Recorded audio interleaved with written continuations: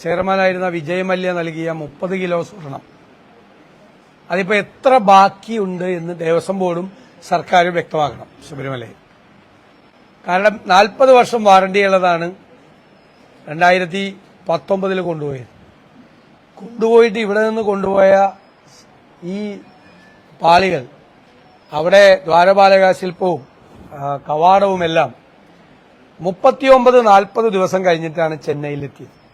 അത് ഹൈക്കോടതി വിധിയിൽ തന്നെയുണ്ട്. 40ഓളം ദിവസം ഇവിടെ നിന്ന് ശബരിമലയിൽ നിന്ന് കൊണ്ടുപോയ ഈ സാധനങ്ങൾ എവിടെയായിരുന്നു? അത് അതിൽ നിന്ന് സ്വർണം അടിച്ചു മാറ്റാൻ വേണ്ടിയിട്ടുള്ള പ്രോസസ്സിങ്ങിലായിരുന്നു, അല്ലെങ്കിൽ ഈ സംഭവങ്ങൾ കൊണ്ടുപോയി പല സ്ഥലത്തും കൊണ്ടുപോയി പൂജ നടത്തി പണം ഉണ്ടാക്കാനുള്ള തത്രപ്പാടിലായിരുന്നു? ശബരിമലയിലെ ഏറ്റവും പവിത്രമായ വസ്തുക്കൾ ശബരിമലയിൽ നിന്ന് ചെന്നൈയിലേക്ക് കൊണ്ടുപോയി ചെന്നൈയിലെത്താൻ 40 ദിവസം എടുത്തു എന്നുള്ള ഹൈക്കോടതി വിധിയിലെ കാര്യങ്ങൾ തന്നെ വളരെ ദുരൂഹത നിറഞ്ഞതാണ്. ആ സമയത്ത് ഇവര് പാരലായിട്ടുള്ള മോൾഡ് ഉണ്ടാക്കിയായിരുന്നു.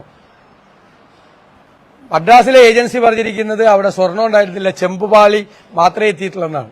അപ്പൊ സ്വർണം ഇവിടെ വെച്ച് തന്നെ അടിച്ചു മാറ്റി ചെമ്പുപാളി മാത്രമാണ് ചെന്നൈയിൽ എത്തിച്ചത് എന്ന് വ്യക്തമാണ്. ഈ ഉണ്ണികൃഷ്ണൻ പോറ്റി ആരാണ് എന്ന് ഞങ്ങൾ നിരന്തരമായി ചോദിച്ചിട്ടും ഒരു മറുപടിയില്ല. സ്പോൺസറാണെന്ന് പറയാം.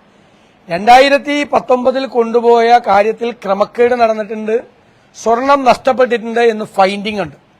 ദേവസ്വത്തിന്റെ തന്നെ കയ്യിൽ ആ രേഖയുണ്ട്. അത് മൂടിവെച്ചു, പുറത്തറിയിക്കാതെ മൂടിവെച്ചതിന്റെ അർത്ഥം അതിന്റെ ഷെയർ ഇവർക്ക് കിട്ടിയിട്ടുണ്ടെന്നുള്ളതാണ്. ഇവര് ഇടനിലക്കാരനായിട്ടാണ് ഉണ്ണികൃഷ്ണൻ പോറ്റിയെ വെച്ചിരിക്കുന്നത്. അന്ന് ദേവസ്വം ബോർഡിലും സർക്കാരിലും ഇരുന്ന ആളുകൾക്ക് അതിന്റെ പങ്കു പറ്റിയിട്ടുണ്ട്, അടിച്ചു മാറ്റിയ സ്വർണത്തിന്റെ പങ്കു പറ്റിയിട്ടുണ്ട്. അതുകൊണ്ടാണല്ലോ സ്വർണത്തിൽ